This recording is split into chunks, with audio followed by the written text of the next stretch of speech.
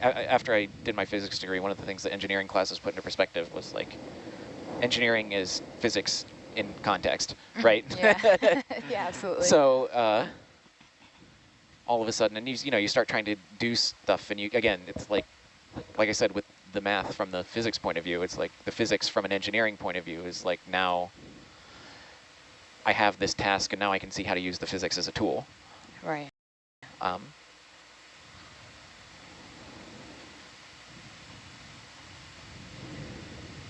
Another thing that I think, for another perspective on things like, especially things like linear algebra and differential equations, things that can be discretized, things that you can break up into smaller parts of the problem, computer science can be an excellent way to view those from a different perspective. Just sort of being able to take these problems, which you do in sort of this old-fashioned, handwritten, longhand sort of way in classes, but in practice, things like differential equations and linear algebra are all very computery, and that's the way that's the place that you'll see them used 90% of the time, and just being able to view it from that perspective, I guess, was another. That was the thing that really got me hooked on those subjects, I guess I would say. I always tell every student, no matter what their major is, to take at least 1 or 2 classes in computer programming. Yeah. It's a skill that is used everywhere in the world right now, and if you're lacking it, you're gonna fall behind. Yeah, especially in any kind of science, anything where you have to process any kind of data. I mean, you don't need to be an expert, but like understanding the fundamentals is like not understanding computer science fundamentals is like not knowing how to do fractions and trying to be a scientist, Like, yeah, and computer science is kind of unique in that you can take a class just to learn how it works, the basic algorithms, and any language. Yeah. And once you get that down, you can learn other things on your own pretty readily to a certain level. And for any students who are out there at a large university where computer science courses are nearly impossible to get into outside of major-driven folks, there are fantastic community college resources on that. There are fantastic online resources on that. And just some of the books, I learned Perl by going and getting the O'Reilly book, Learning Perl, and just working through the algorithms. Or even YouTube. Just go to like MATLAB for starters or whatever, Python for starters. Just work through. Just put in the time. Try not to fast forward or put it on 2 times speed like I would do. The YouTube thing is great, but I would very recommend, if you have a friend that's a computer scientist or something, have them recommend some YouTube videos for you, because there's a lot of people out there that make a lot of videos that are, there's a lot of excellent ones, and there's a lot of okay ones, and there's a lot of maybe you shouldn't be learning it this way ones. Yeah, So, I imagine. if you have that opportunity to, if you have somebody to ask, I would definitely recommend that.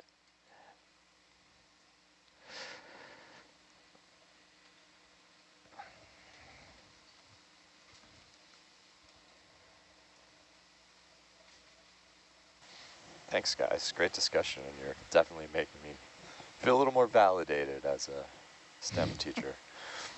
Yeah, I wonder how much you can work math. Instead of having math as a standalone course, just have earlier STEM courses that just constantly use the basics of math.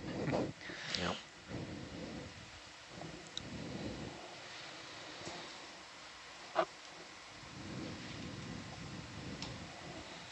We just had a hatchet fish in the camera. Ooh. Highlight.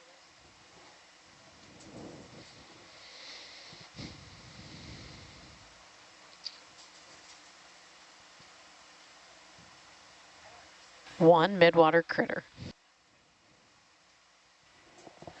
N equals 1 is a start. If you really like the midwater, sometimes NOAA will just have a midwater dive where they'll just go down to a certain depth and go straight for a while. It's kind of interesting. I've watched them. It almost looks like hyperdrive sometimes when there's high marine snow, because it's just constantly coming at you as it moves laterally through the water. Were you not the one that shot down my warp factor idea? Just saying. For what? Oh. Yeah. Yeah. Wait, I mean, come on. I didn't shoot down the work. I supported the work factor. Did you? Okay. Well, we might need to. Who shot it down. We might need to revisit it. It's gaining support here.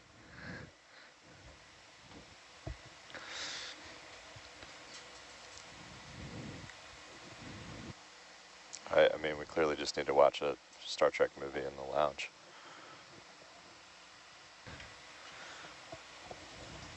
This might be a multi-watch process. Yep. Well, the weather's starting to pick up a little bit, so we might have a few days where we just got nothing to do but watch Star Trek. That's data analysis time. That's eDNA boot camp. Oh, nice. Do you know what day it's expected to get like to weathery to dive? Later this week. It'll start up tomorrow night, I think. Cool. I have Dramamine if anyone needs any.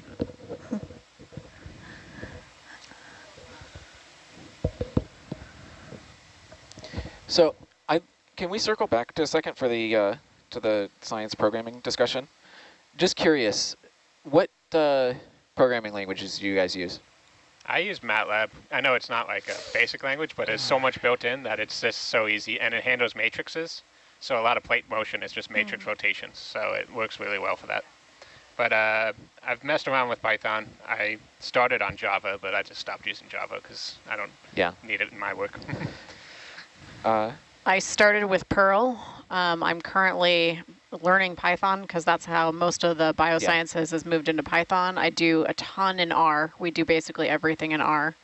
And then I'm learning to it's basically shell scripting for, we have an HPC cluster that we run all our bioinformatics software on. So just setting up jobs for that is a task in and of itself. Right.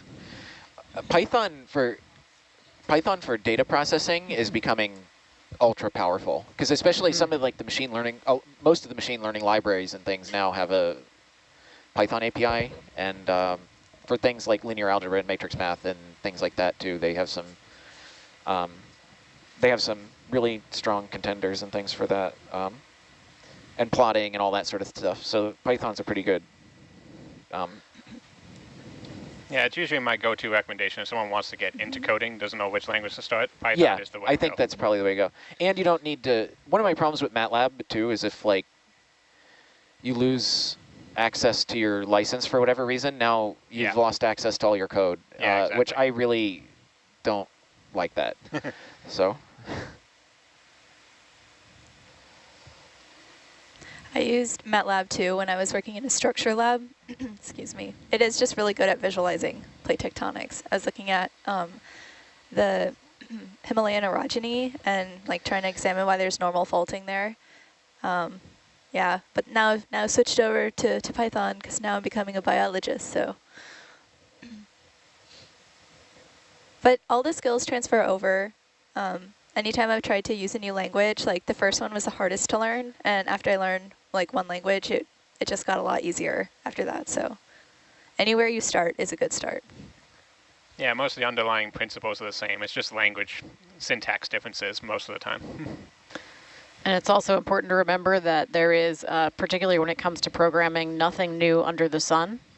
And that chances are if you are stumped by a problem, someone else has been stumped by a problem. And sometimes it's just knowing what the right question to ask is. Yeah, 2/3 of programming is just phrasing questions in Google.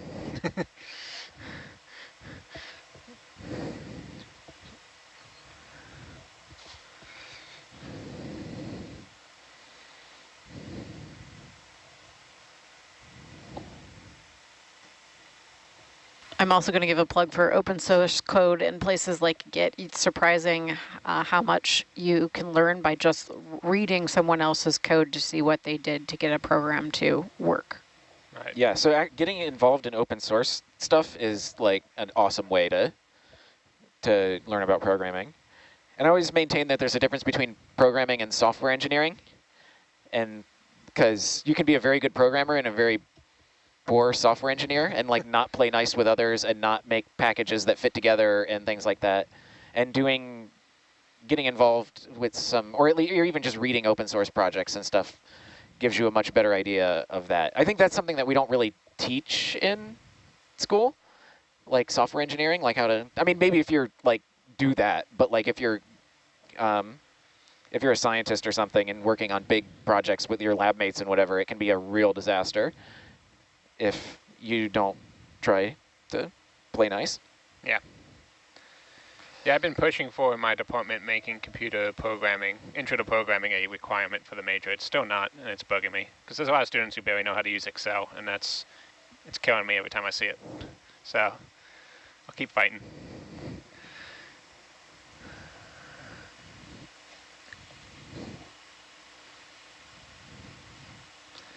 As we're approaching around 500 meters, we're going through the oxygen minimum zone. So oxygen saturation right now is getting around 7%, or about 28 micromoles per liter.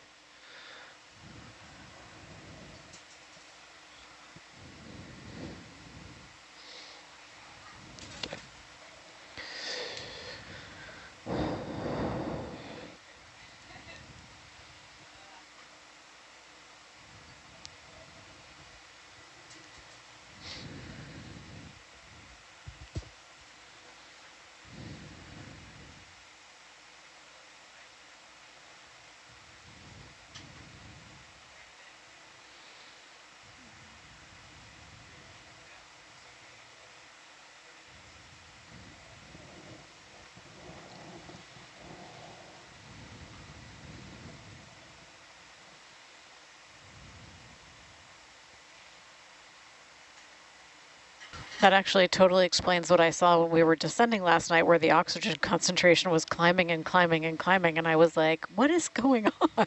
We're getting deeper. Why is it getting higher? You have it set to an hour? Yeah, it should have been, it was because we'd gone through the oxygen minimum zone, and it was, in fact, climbing back from that point. Yeah. The actual composition of ferromanganese crust varies depending on where you are in that oxygen minimum zone. You still get it forming throughout, but certain elements like manganese, when it's less stable in the seawater at that oxygen minimum zone, and so it precipitates more. So you get higher amounts of manganese and cobalt in the crust around, in this area around 500, and more like 1,000 in West Pacific. But yeah, it's kind of neat. It always bothers me that oxygen dips down. It doesn't just get continually lower through time, through depth. I understand a little bit of the science behind it, but still, it just unintuitive.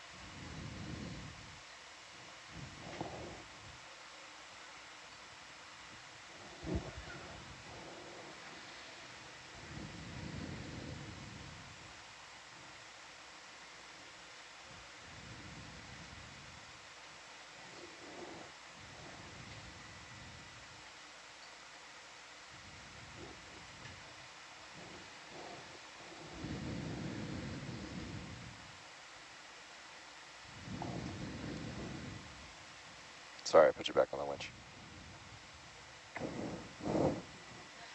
Yep. Yeah, that was supposed to be for me. Like I said, algebraic thinking. Yeah. This camera feeds for Tim. Yeah, well, there's the moment where it doesn't show up on the screen you want, and then you're like, where did that go? Probably somewhere that's absolutely mission critical at this exact moment.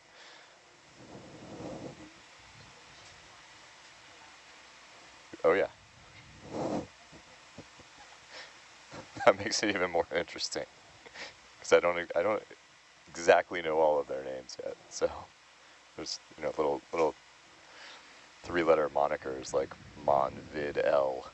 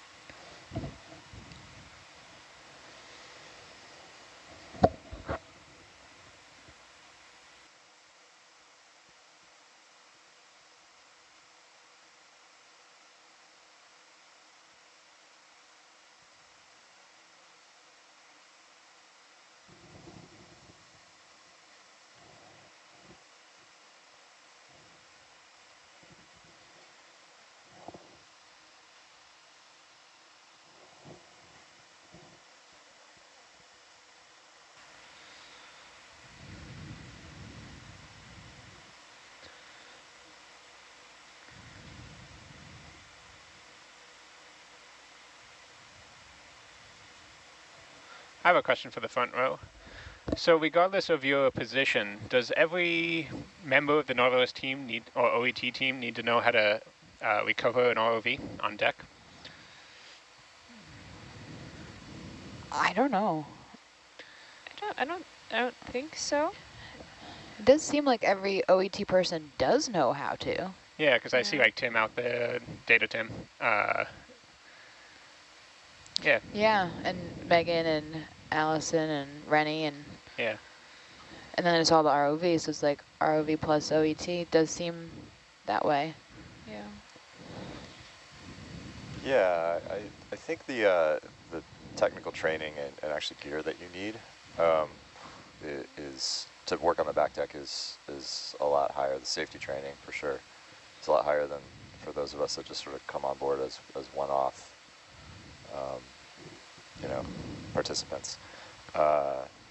So, and also these are the people that I guess really sail the most outside of the, you know, the ROV team and some of the other contractors. So I think that's why I know that it's like a big deal when you get to learn how to drive the crane when they trust you that much.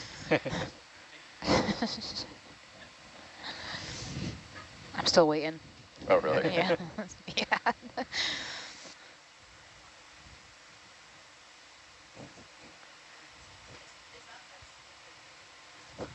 Okay. Yeah. Hopefully we'll get upgrades soon.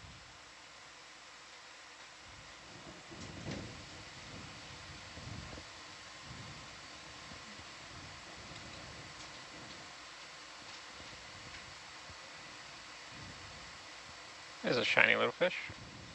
Oh yeah. Lanternfish, right? Yeah, I think that's a little lanternfish. McTophidae.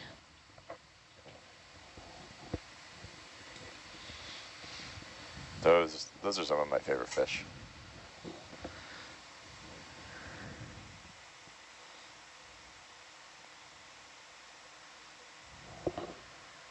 We had a question come in about what's the difference between O2 saturation and O2 concentration? Saturation is how much of it is dissolved in the seawater in terms of kind of percent. By the concentrations, it's actual micromoles per liter of water. I don't know if I can explain it any more than that personally. Let's see. Unless someone else knows. The question was concentration versus saturation? Yeah. Yeah, so Isn't saturation relative to air? I believe so. Yeah. And concentration is just the absolute amount dissolved.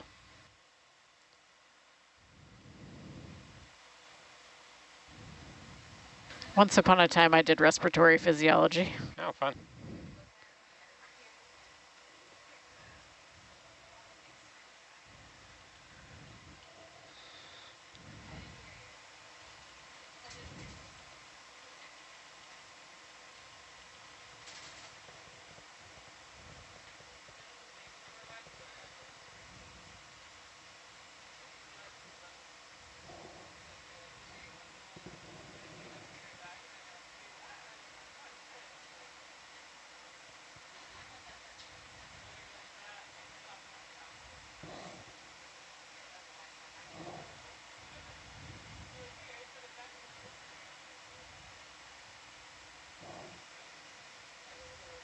All right, so it's a relative number. Oxygen saturation is the percentage of dissolved O2 relative to what would be completely saturated at a specific temperature and depth.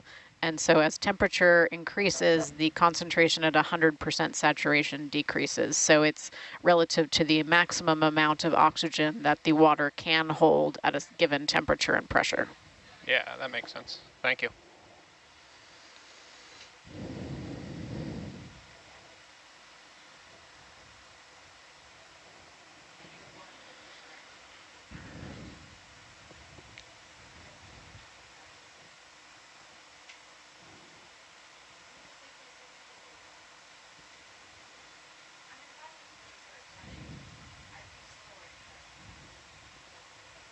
So a fun thing for anyone who's going to tune in now and tune in tonight is between about 700 meters, and we're at about 400 meters now, we've seen these little fish.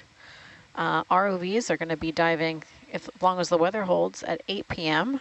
And it'll be interesting to see if these little fish and things are higher in the water column when we go in after dark, if we can see that pattern of what's called diel vertical migration that a lot of the midwater animals do. Diel daily, yeah? Yep, diel vertical migration. So every night they come up closer to the surface and then just and then descend back down. You know what? And bidiel, it's twice a day. Like I have breakfast bidiel. Twice a day. That sounds like a word specifically designed to mess with my lisp. So I'm not even going to say it.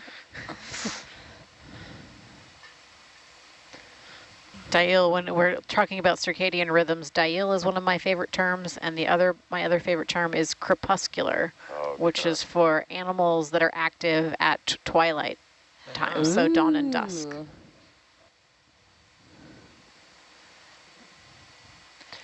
What's the circadian is like a daily rhythm, right? Yeah, it's just a biological term for how animals react to daily, like sunrise, sunset times. What's the other rhythm for like the monthly one? Circumlunar? What is it?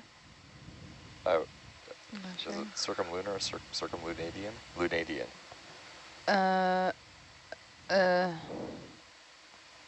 Google. Yeah, because circadian is circa DM, right? Around the day. Tim, you're quiet compared to other sounds. Okay. I'm not willing to turn everybody else up. Yeah, Because no it'll problem. hurt my eardrum. Comparison to other sounds. Turn it up. I can literally turn it to 11, but I'm not gonna. Turn it up to 11. Or turn Yeah, up- it sounds like a party. How about 6? That sounds Is that good. better? Yeah, that's Okay. perfect. Very clear. We'd like 11 more. I could go 11 decibels. Yeah. Infradian. Did you say that? Because I couldn't hear you. Did you say infradian rhythm? Because I think that's what I was going for. That's exactly what I didn't say. No, I said. I think maybe I made up a term, or maybe I heard it. But circalunadian. It's a circa-lunar or circa semi-lunar, I think. There is one that's based around lunar cycles. I think that's infradian. I believe is what that is. I think we're aiming for the same thing. I don't know. Okay, infradian is apparently just more than a day. So forget it. Yes, but that's what when I had heard it prior to just actually looking up the definition, it was used in context of the lunar cycle. So I think we're both shooting for the same rhythm. Get on beat, Tim. 28 days. Yeah. Or I forget what the actual number is. It's like 28.2 days or something like that. Yeah. Days are a construct. You guys ever hear of? You guys ever hear? Hold on.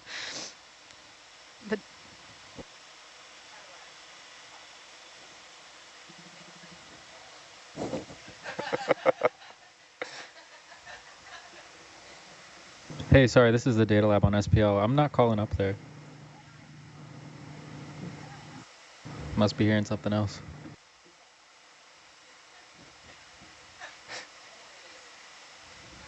Oh.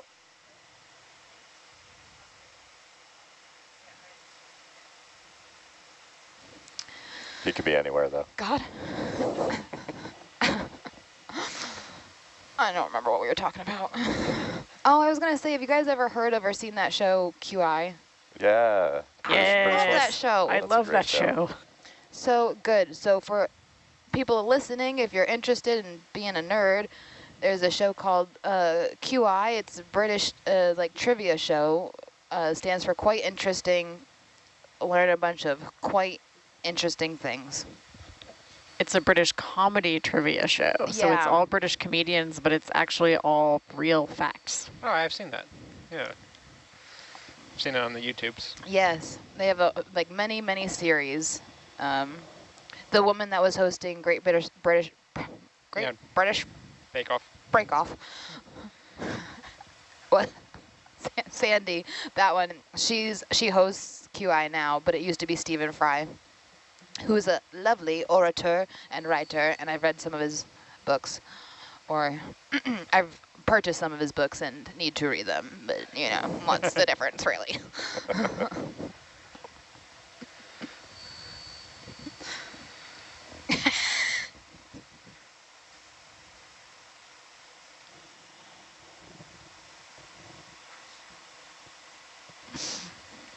Yep.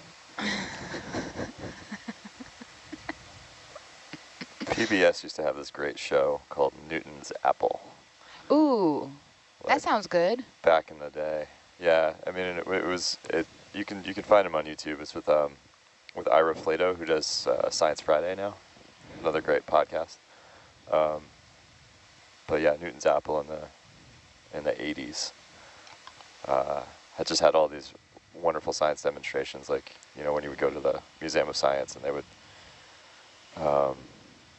use, I don't know, make everybody's hair stand on end using I'm totally blanking on, that's not a Faraday cage, it's a One of Van de those- Graaff generator. Van de Graaff generator, thank you.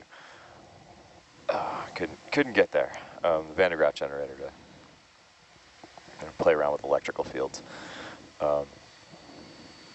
Yeah, worth a look. When you said QI, that's where my brain went.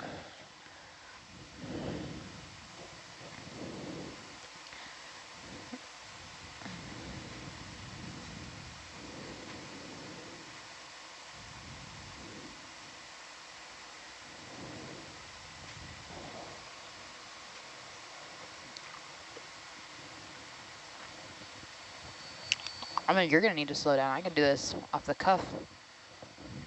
Look, I'm already slow.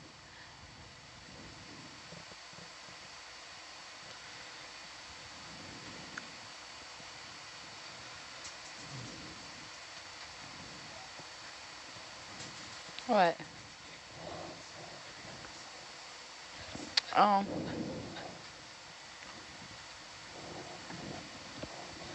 No.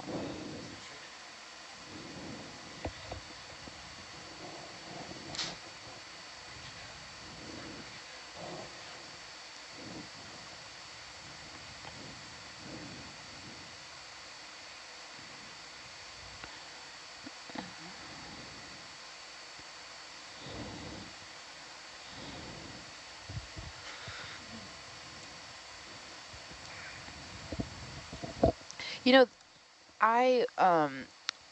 there was a really good series, I think it's like 3-part series on PBS about the history of our understanding of our place in the sky and our development of time, like measuring time, is called Ancient Skies on PBS. Super interesting. I haven't heard of that one. I loved it a lot. I think it even gets a little bit into like the longitude problem, which was like That's a good one. John Harrison. Yes. The watches, the H3. Yes. Yes, exactly. So that, and then it goes before that too, right? So it's just like this really great quick series. PBS sponsors some great online content these days too. I'm a big follower of PBS Eons and PBS Spacetime, which will break your brain with physics.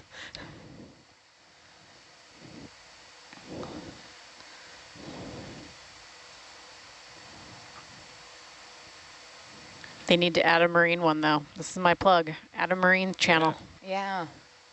This dive brought to you by PBS and viewers like you. Not really. Nautilus Lab would probably. Yeah. Yeah, PBS is not a sponsor. They could be. They could be. Be co-sponsors. We can be advertising PBS to all of our viewers. Get on it, PBS. Sounds like they don't really need to. Yes, They're already getting the... we have the numbers back here. They can't see them. Numbers are whatever I say they are. Like the business play you got going on back there, Kevin. He's an honest businessman. Yep. Trying to drum up more support, explore more seamounts. Yeah, let me give out my P.O. box so you can send donations. Just leave the check blank.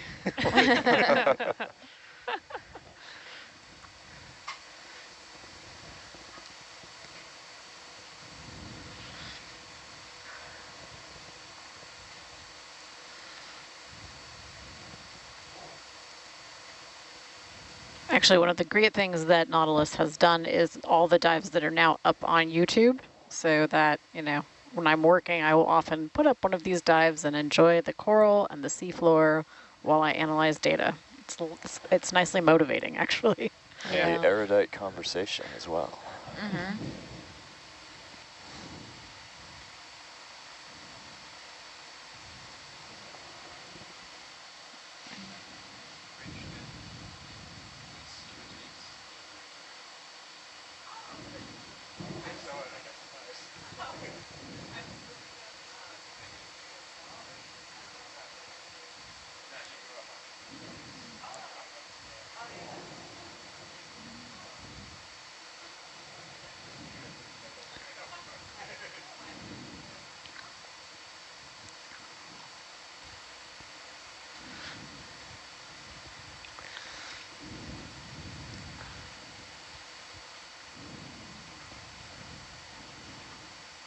A little.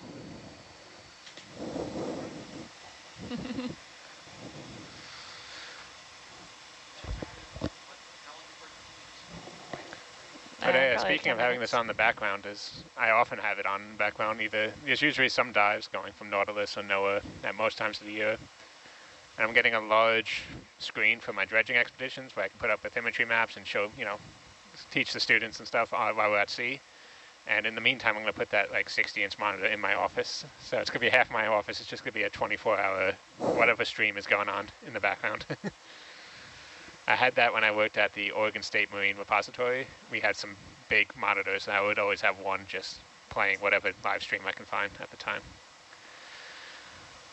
It's very soothing.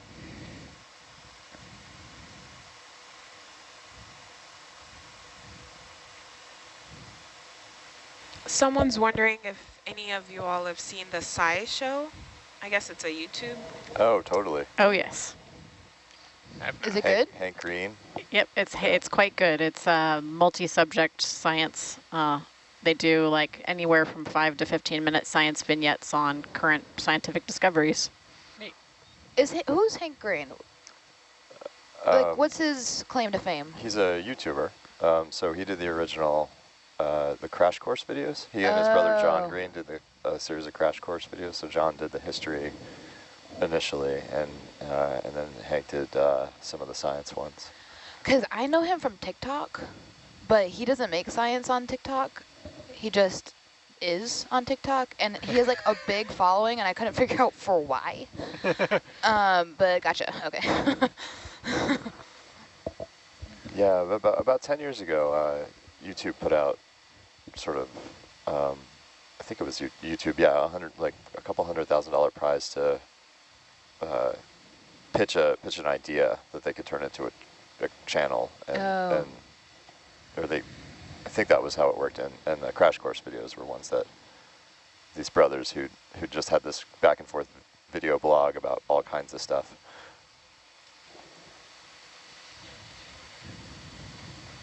Won one of the prizes, and those became one of the crash course series, and I think SciShow kind of came out of that.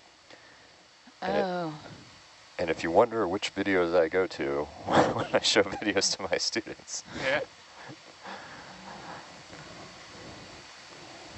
Yeah, I see there's a kids, SciShow Kids too. So I guess more kid-friendly. Or younger kid, I guess. Young, maybe primary, elementary kids. I was going to say, yeah, for elementary, middle school kids, Jonathan Bird's Blue World is an incredible series on the oceans. What is it? It's Jonathan Bird's Blue World. also available for streaming on YouTube.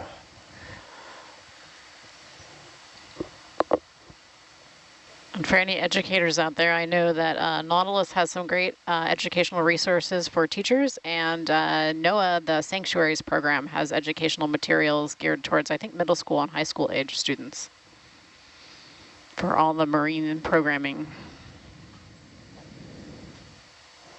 Or if you're just looking for ways to make your math and chemistry classes a little more engaging and interesting, yeah, those are great resources.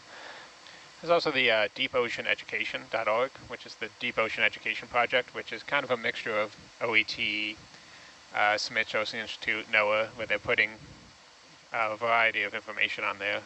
I believe they have some teaching modules as well. Trying to correlate all this awesome deep sea research into one spot.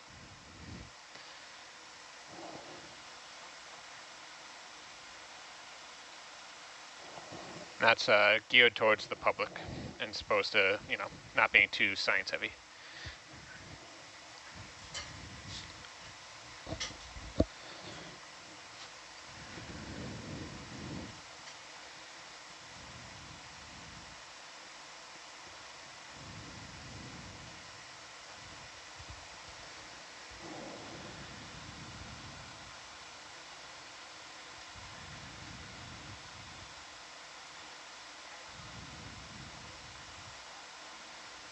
That was an eDNA one on the Deep Ocean Education Project.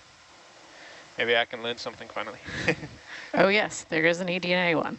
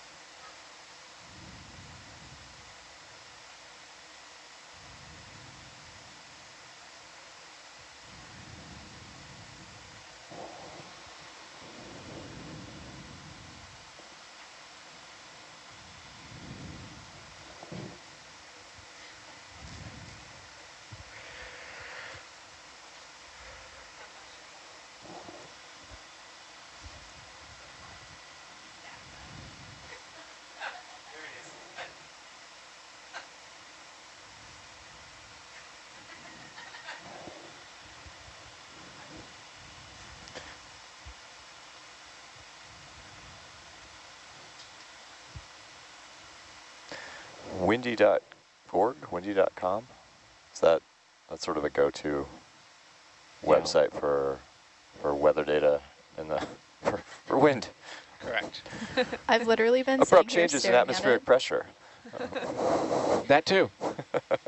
They've got a swell predictor too.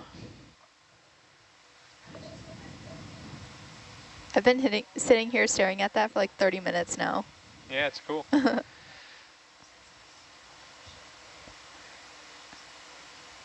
It's nice to see it being over 100 degrees in Phoenix and me not being there.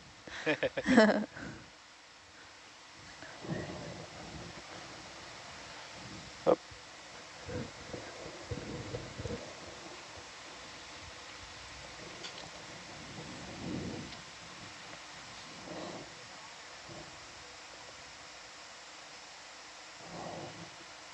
There's a thin fish. Yeah. Dieting. It's looking right at us.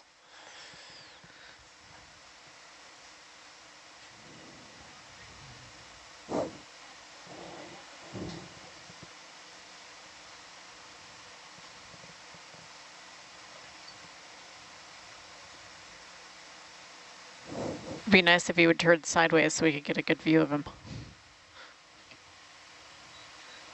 I think that's an ocean triggerfish. Maybe, maybe not.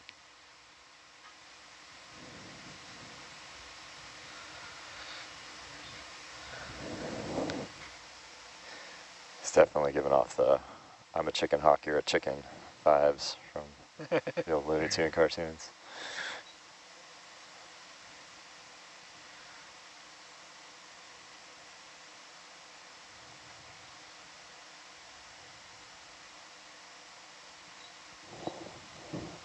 $77 meters down. Almost there, guys.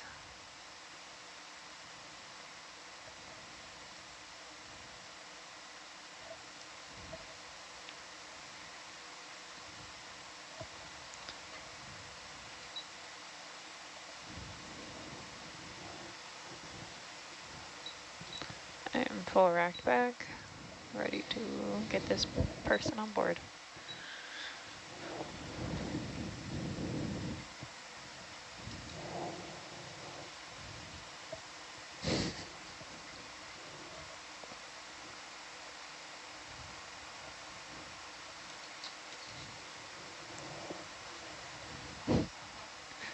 I kind of went sample salvo.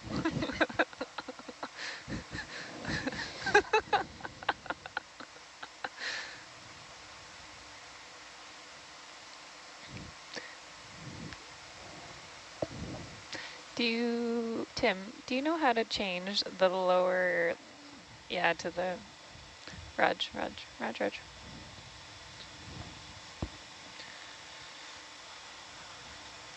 Roger. None taken.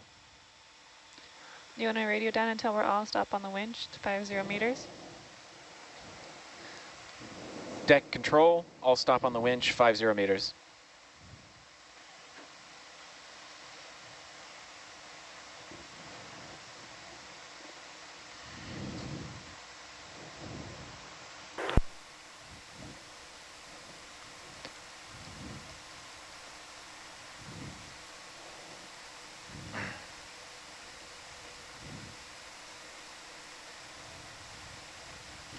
Roger.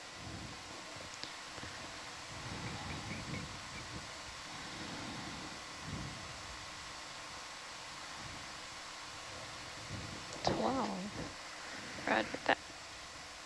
You don't want it on? You want, off?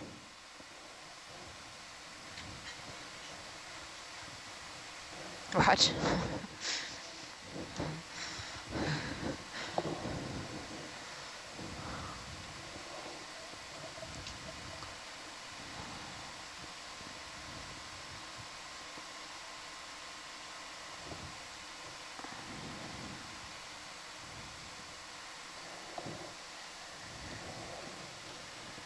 I might just have us keep that ship move on, Chris, since their current's kind of really...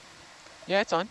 I don't know, like, we stop and then sometimes we hold position for a while. I'll just, ask that when we come on board, that we also maintain the ship move. After we come on board? Yeah. Okay. Yeah, just because the current's like really pushing me that way, so I need a lot of laterals to get over. Okay.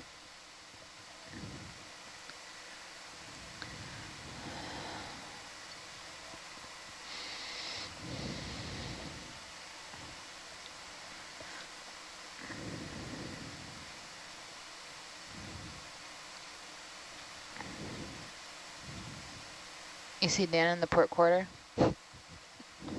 Yeah. Little toys.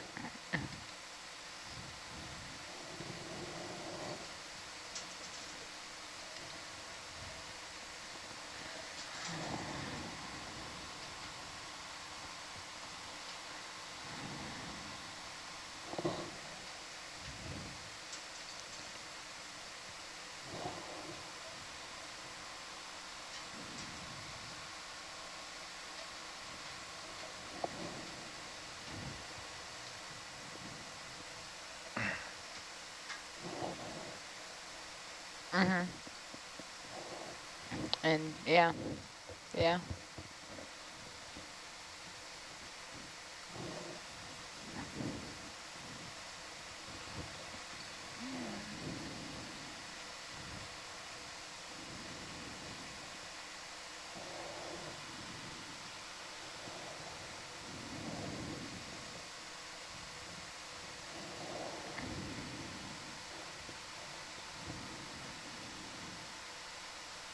$13 meters.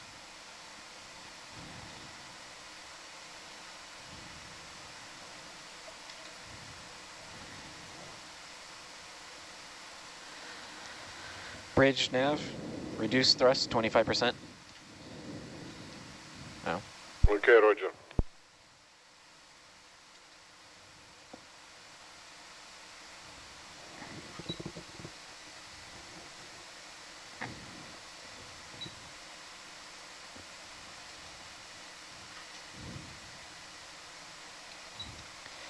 All right. Zeroing Z-bias. Ship in sight. Lights coming off.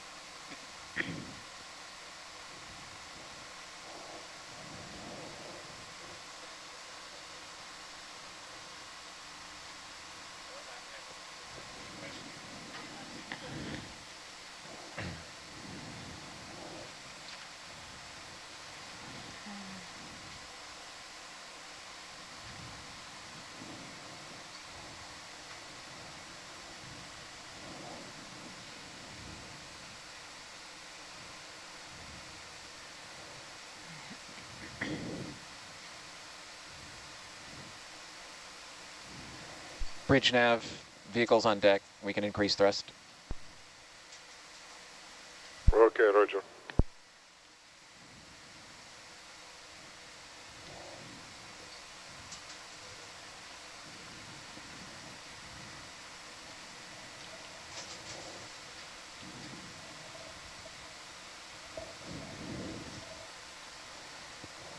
Thank you.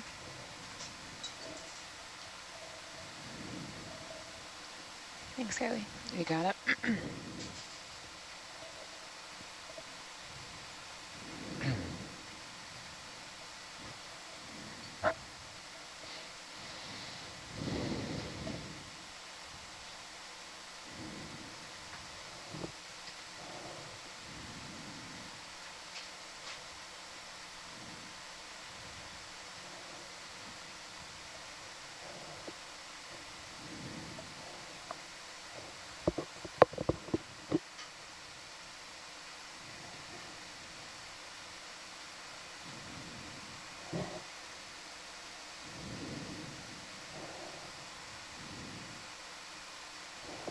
So you're keeping the tether like taut, but not yarded on it?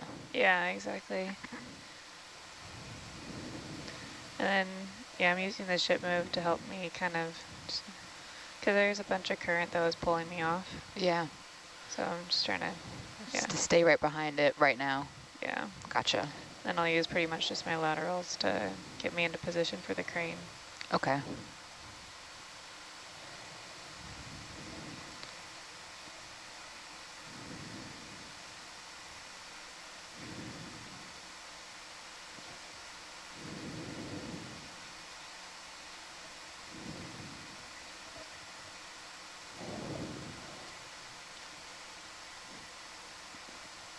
Bridge nav, reduce speed 0.2. Did you see that in your craft?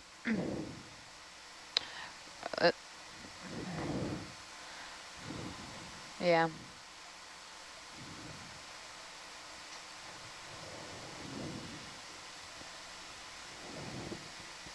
Yeah.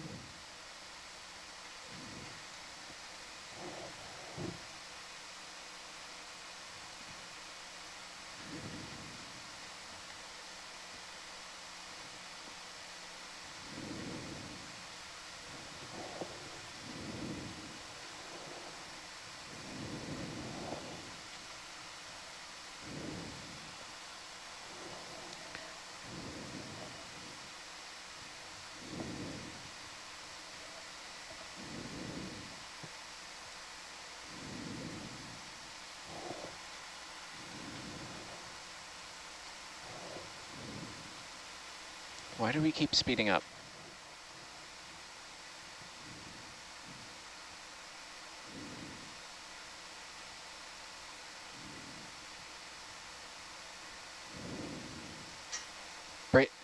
Bridge nav, hold position.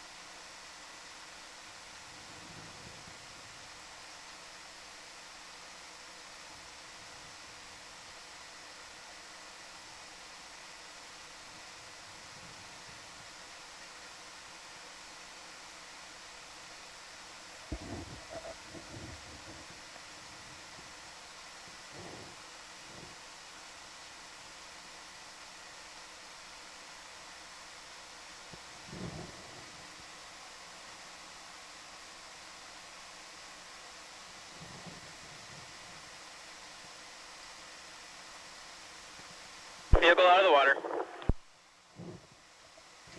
Roger. Power secured.